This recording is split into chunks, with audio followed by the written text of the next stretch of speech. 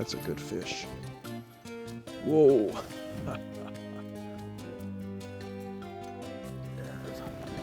That's a dandy there.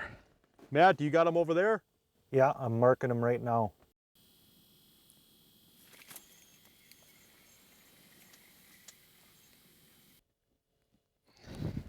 That's a beautiful fish. This is just a classic first ice, last ice patterns. We're fishing deep weed bed edges, and typically on a lot of lakes there's a variety of different weeds, and a lot of different weeds will hold fish.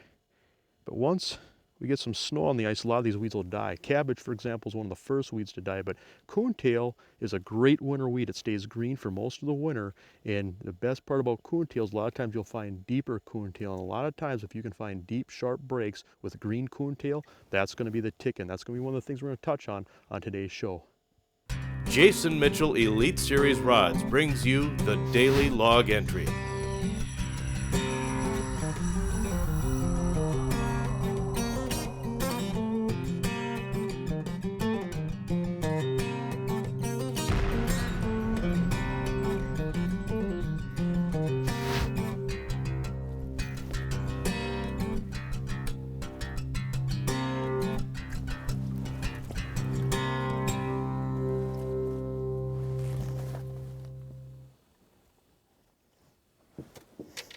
Coming out of the weed edges, we normally try to find them off these points like we're in right now, 12 to say 15 feet of water where it'll slide off into an open flat.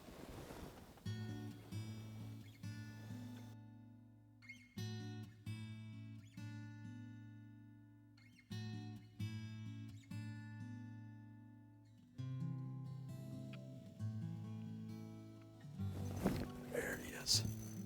That is a good fish there. Nice big red mark came in. Oh yeah, that's a dandy there.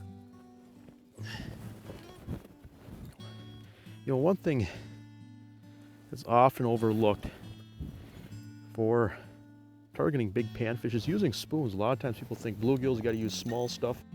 And in a lot of cases, you do have to use small horizontal jigs, small plastics, but for looking for fish and finding fish, spoons will pull in fish from a long ways. And a lot of times what we like to do is below that spoon put a dropper, and that's just a chain hook.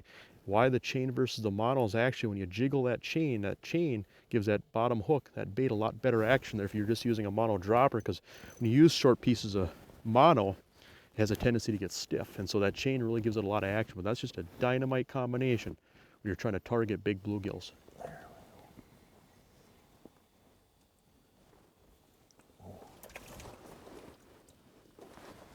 Another good one.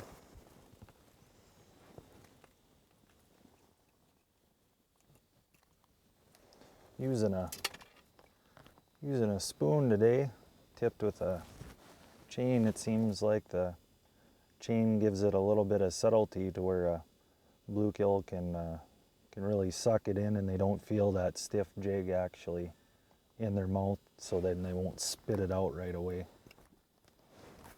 Sure seems to work good on a tough bite.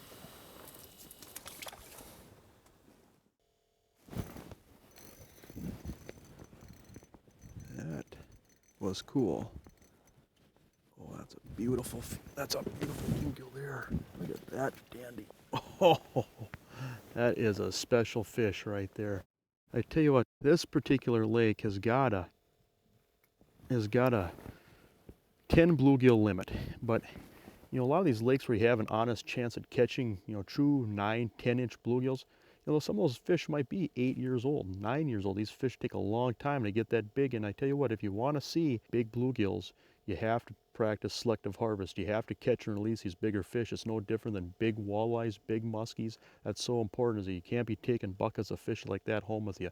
Keep those 7, 8 inches, 6 inches for eating, and let those big fish go, but that'll help protect your big bluegill fisheries. When I'm using these spoons to catch bluegills, a lot of times when I'm not marking fish and I know that there's no fish below me, I'm working that spoon really aggressively. I'm really lifting it up, ripping it high, trying to call those fish in, try to bring those bluegills to you, because the thing about these bluegills is that they can see this spoon from a long ways, and so work that bait, bring them into you. Once you start marking fish and you can see fish below you, then that's the time to let that chain work, where you don't have to do as much, but You know, work that lure and bring those fish into you. Once you get them in on you, then that's the time to back off where less is more. Those fish came in hot, and that's the beauty of, you know, what makes. Oh, that's a dandy there. Oh, that is a dandy bluegill right there. And you know, the reason that vexillars are so popular with wintertime anglers is that you get a raw analog signal. Now, why a raw analog signal? That analog signal is very good at picking up movement. So when that fish accelerates and moves towards your lure, that signal indicating the fish is going to flicker. When that fish stops, that flickering is going to stop. And so that lets you read the body language and reads the attitude of these fish. And so you know when to jig, you know when to stop, you know when to jig aggressively. You can just read what these fish are doing so much better by using a vexillar. And so that's why these units are so popular with ice anglers. Any flasher that's out there, any sonar that's out there that's using a digital signal, still going to show you the bottom, still going to show you the depth, still going to show you the lure, but all you're going to get is lines. And that's why vexillars are so good.